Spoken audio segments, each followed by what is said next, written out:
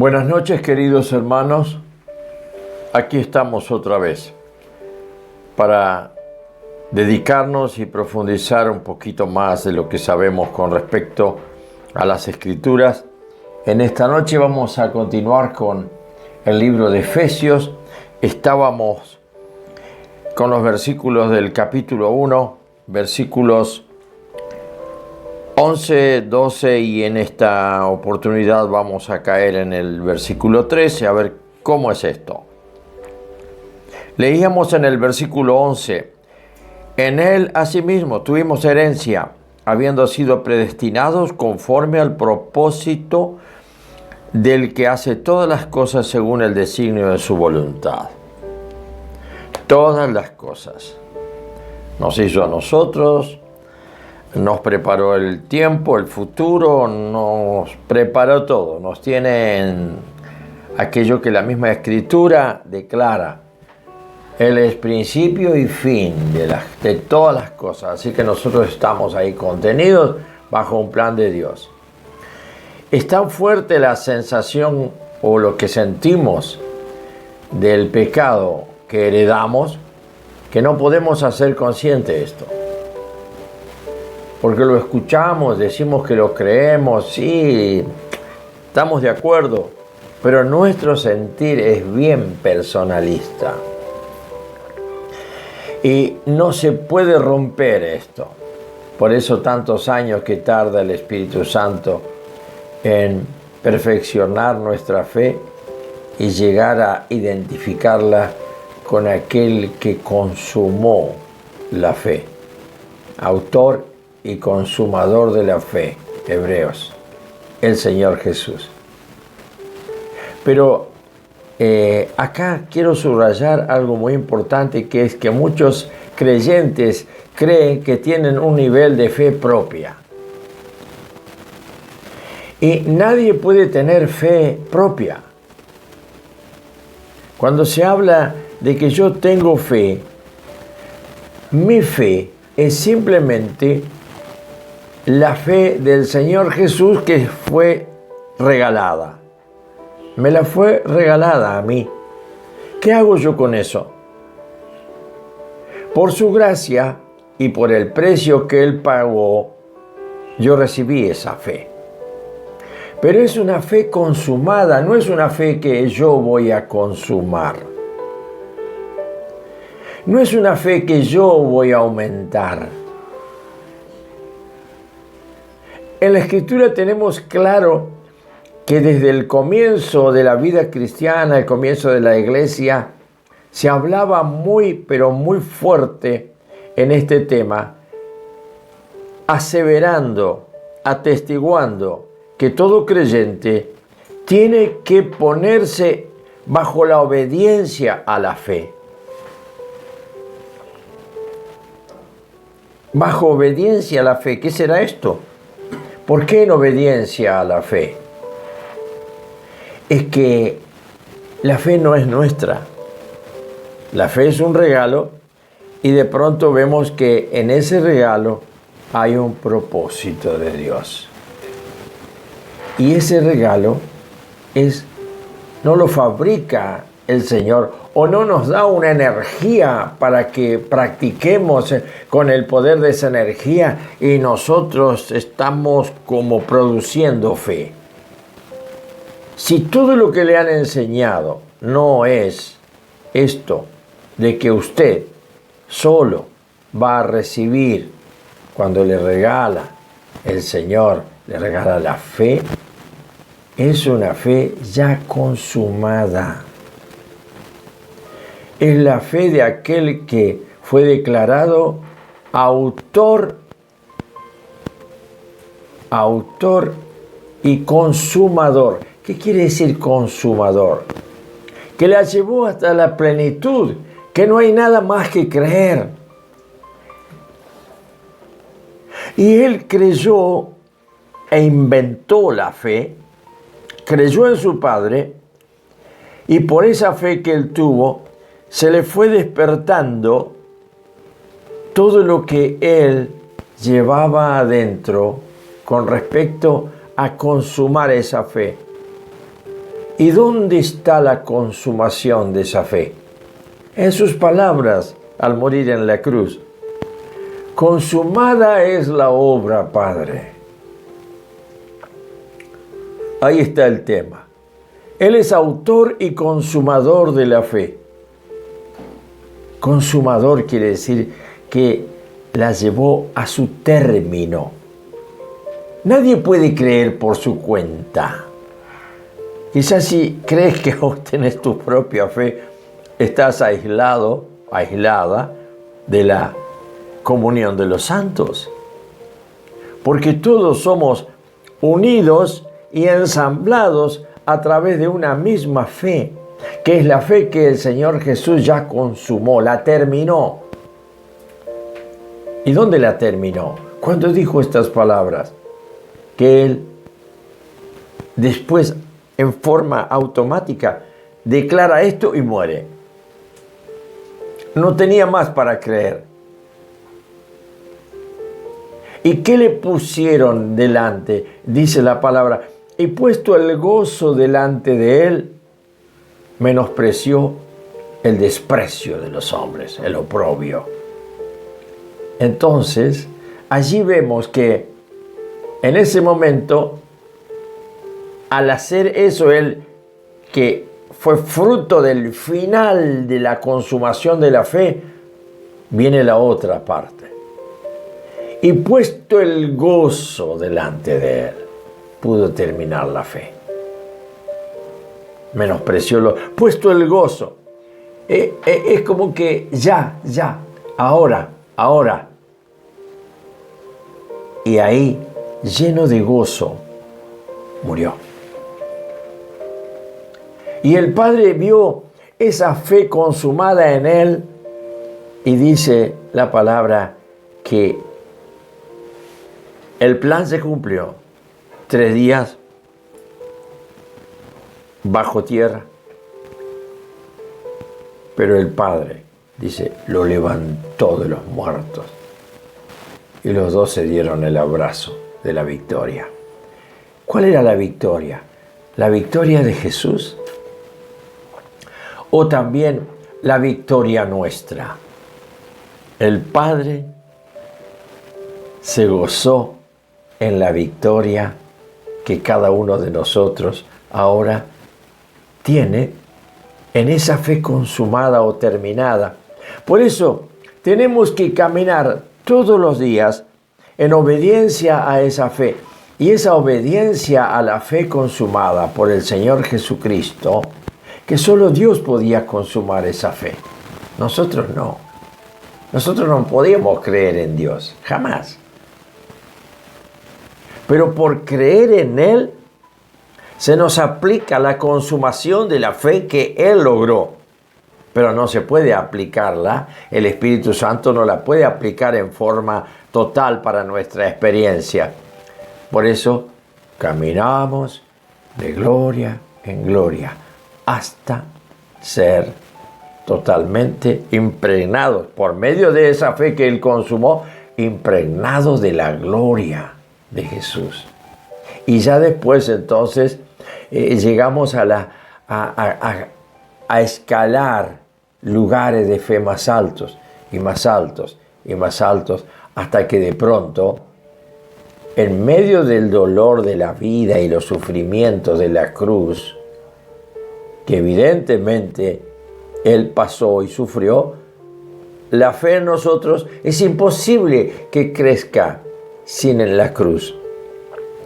Cuando nosotros decimos que estamos bien en nuestra fe y que nos sentimos alegres y contentos porque ahora andamos aliviados, no tenemos problemas, porque probablemente haya algo en los bolsillos o en nuestra billetera que nos da paz.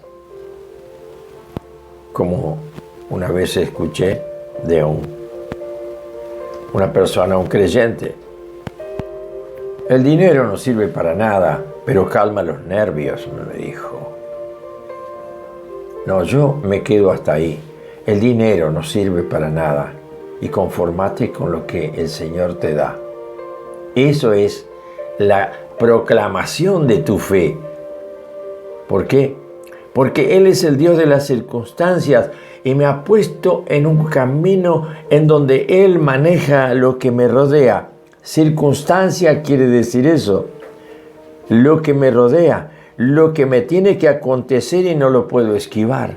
Esa es mi circunstancia. A esa el Señor le llamó, toma tu cruz, ¿no? Y sígueme. Toma tus circunstancias y humíllate. Eso hace entonces que aclaremos de esta manera que tu fe no es tuya. Que la fe de nadie puede ser proclamada como la fe personal. Pero te prestas tanto, con tanto anhelo y tanta decisión a que esa fe crezca. ¿Y cómo crece? Crece la fe en vos, pero ¿quién? ¿Quién es el que crece? El conocimiento de quién es el Señor Jesucristo. Y en ese conocimiento aumenta mi fe. ¿Sabe por qué? Porque la fe es conocimiento.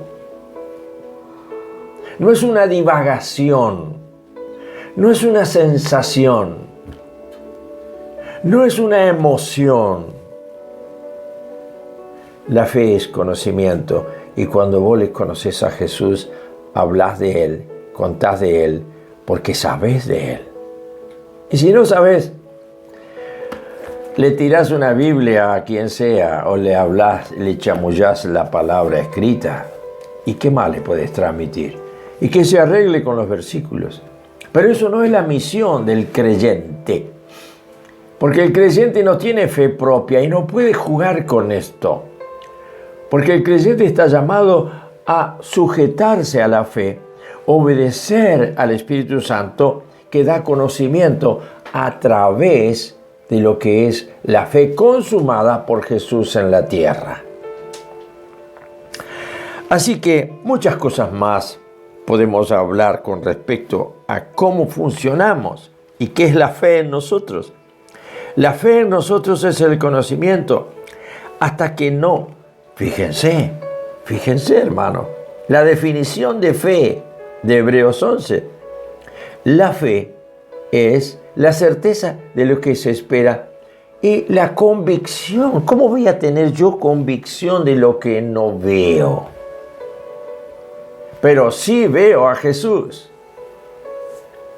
¿Por qué? Porque Jesús se hace presente y se hace verdad y se hace experiencia a través del Espíritu Santo que da testimonio a mi espíritu que yo soy hijo de Dios como Él. La única diferencia es que yo soy un hijo adoptado. Él es el original, el unigénito, pero fue proclamado el primogénito, el mayor de todos los hermanos. Con esta explicación, quiero determinar algo para que lo pongas en marcha. No tienes la fe propia, no juegues con tu fe, ni puedes aumentar tu fe con esfuerzo, ni gritos, ni pataleos. Tienes tanta fe, tanto cuanto puedas decir que has tenido un encuentro un día con Jesús y le conoces. Por eso, este conocimiento es la experiencia de la convicción que tengo, que no la puedo captar con mi mente y mis sentidos humanos. Y esa convicción es mantenida dentro mío por el Espíritu Santo, a quien alabo y bendigo. El apóstol Pablo dice, el que no tiene el Espíritu de Cristo no es de Cristo. Así que ese es el centro, esa es la base, allí está la cuestión. La fe no es mía. De esa manera, cuando el apóstol Pablo dice, mi vida está escondida en Cristo, es porque Él está sintiendo que la fe de Él crece, la convicción de Él crece, el convencimiento de Él crece. ¿En quién está convencido? Está convencido en que cada vez conoce más a Jesús, hasta poder decir, mi vida ya está escondida en Él. Él me está succionando y me está metiendo dentro de Él. Y ahora ya no vivo yo, sino que Él en mí se está dando a conocer. ¿Será que no nos habrán enseñado mal muchas cosas? Yo creo que a veces hablamos demasiado de las Escrituras y las interpretamos sin darle ese punto de la luz del sol que ilumina en pleno día a las 3 de la tarde. Necesitamos esa luz espiritual para conocer, y en ese conocimiento ya no necesitas más. Quiero creer, creo. Como que estás buscando una sensación, una emoción. La emoción viene después que le conoces, porque el impacto de su presencia te revuelca. Pero no se puede inventar fe para conocerle.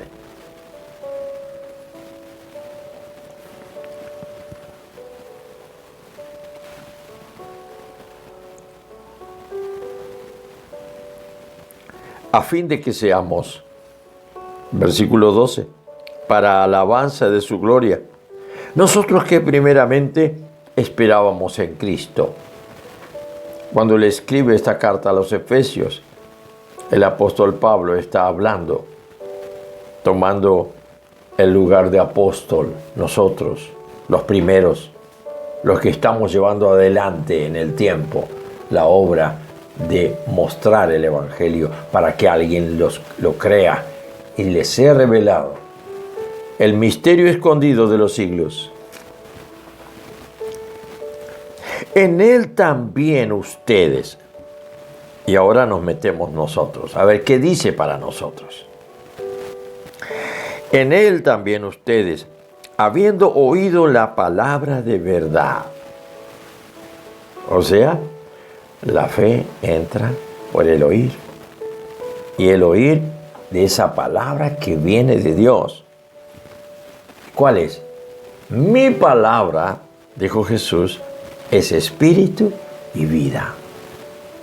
Así que el pensamiento humano se trastoca acá. No podemos razonar esto.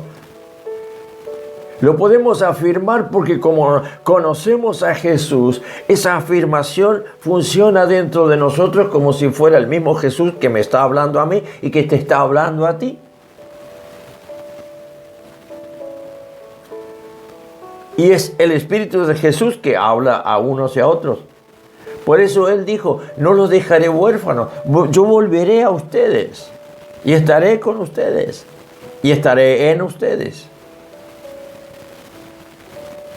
Así que la fe seca del pensamiento solo adecúa versículos y hace que conozcamos Biblia.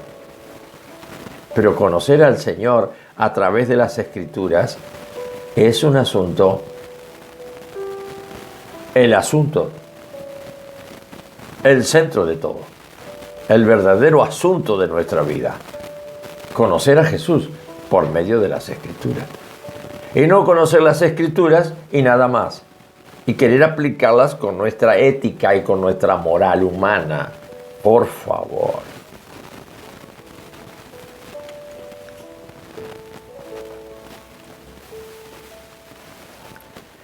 En Él también vosotros, habiendo oído la palabra de verdad, explicado ya, ¿no es cierto? Cuando nos predicaron la primera vez quizás, y nosotros quedamos como turbados y devaluados, totalmente devaluados, porque nuestra personalidad toda pensada y armada a proseguir el proyecto de mi propio proyecto de vida, que iba tan bien, de golpe se golpea, se rompe y se cae como un pedazo de cristal, como una botella de vidrio, y quedamos rotos por un golpe interno. Este golpe interno es justamente esto. La palabra de verdad golpeó adentro. Si no hubiera sido la palabra de verdad, que es la palabra del Señor, no golpea.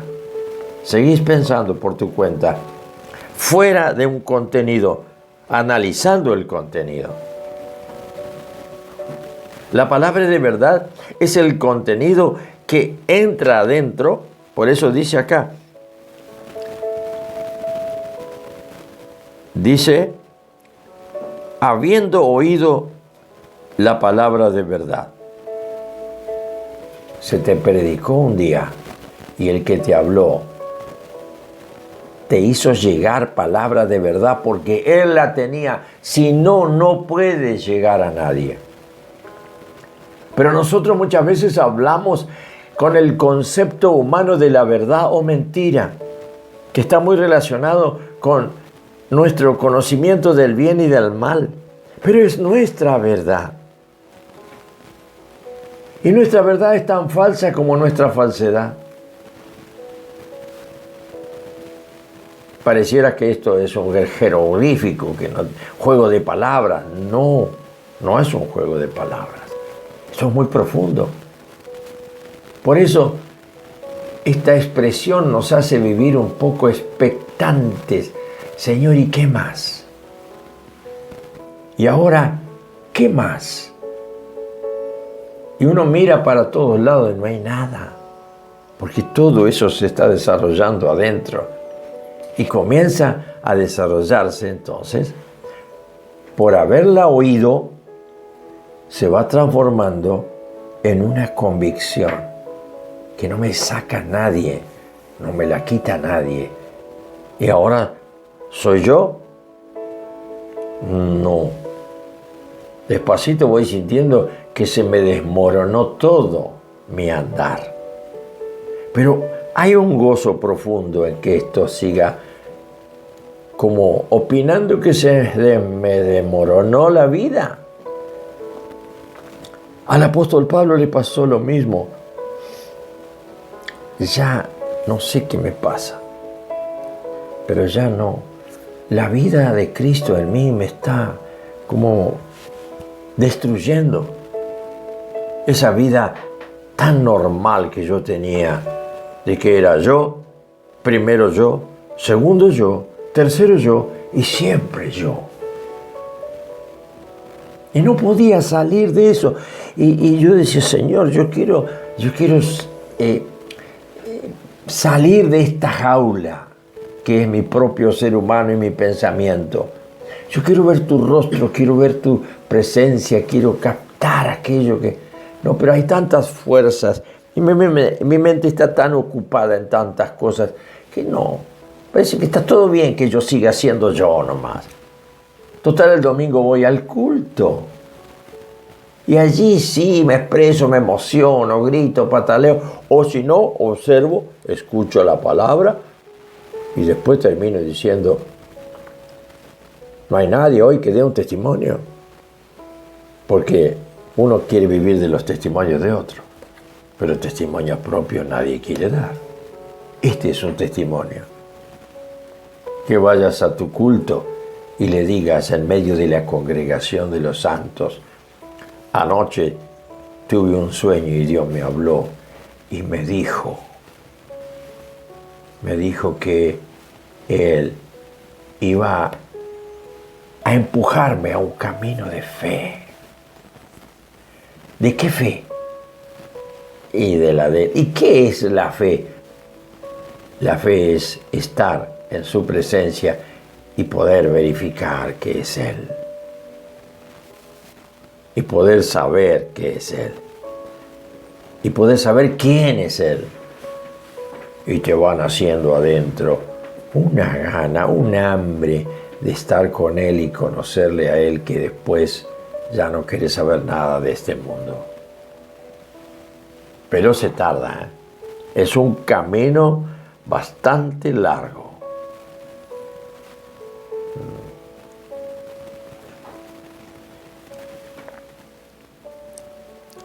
El evangelio de vuestra salvación es el Espíritu Santo. Una vez que recibiste la fe de Jesús, te va recibiendo, te va demostrando quién es el evangelio de nuestra salvación. ¿Es un ente? ¿Es una especie de teoría? ¿O es el que está escrito en la Biblia? Este es el evangelio. ¿Qué es el evangelio? ¿Saben cuál es? El que anunciaron los ángeles en la noche de la cueva de Belén. Primero se lo anunciaron a los pastores. Gloria a Dios en las alturas y en la tierra paz de parte de Dios para con los hombres. Porque ahí está el evangelio, en la cuna o en el suelo, en la cueva. Ese es el evangelio. ¿Por qué? Porque esa es la gran noticia para nosotros. No hay otra noticia más grande. Poder conocer a Dios. Evangelio quiere decir la buena noticia. Y la buena noticia no tiene otra cosa que la identificación con Dios en medio de los hombres. Es lo más alto que puede recibir un hombre, es justamente un contacto con Dios. Y a Dios nunca nadie le vio, ni al Espíritu Santo nunca nadie le vio. Pero a Jesús de Nazaret, por sus propias palabras, yo no doy testimonio de mí mismo, le dijo a los judíos. Uno va a venir, otro va a venir, que va a dar testimonio de mí. Estaba anunciando la resurrección, la exaltación y la entronización del unigénito al lado del Padre. Pero se iba a producir un desdoblamiento, que Dios tiene un solo pensamiento. Y Jesús llegó a poder expresar el pensamiento de Dios. Yo me voy, pero volveré a vosotros.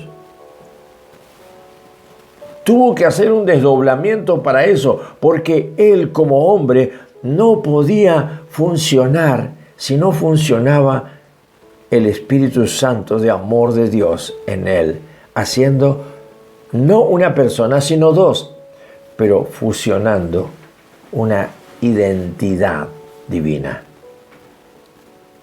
con el Espíritu Santo de Dios. Y el Padre ahí nomás, asistiéndole y dándole ánimo. Y le mandó ángeles que lo asistieran,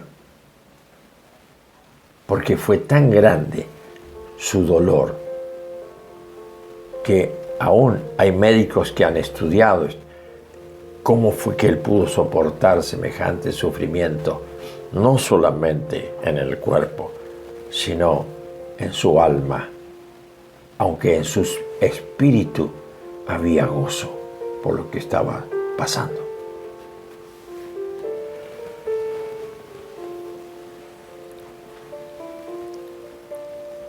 Y habiendo creído en Él, fuisteis sellados con el Espíritu Santo de la promesa.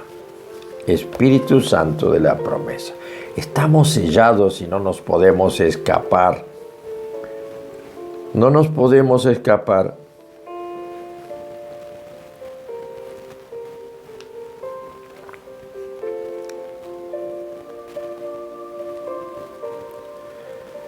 Y esta es la promesa que Él nos hizo. La vida eterna. Primera de Juan, capítulo 2, versículo 25. Ya, poné en marcha la experiencia que el Señor te ha dado como posible. Experimenta tu vida eterna. Esta misma noche encerrate, anda a hablar con Él. Decirle lo que esté en tu corazón y experimentar que vos no tenés vida humana solamente, tenés vida eterna y es la vida de Jesús a quien estás conociendo día a día si es que eres obediente a recibir ese conocimiento de quién es Jesús. Que el Señor te bendiga, hermano.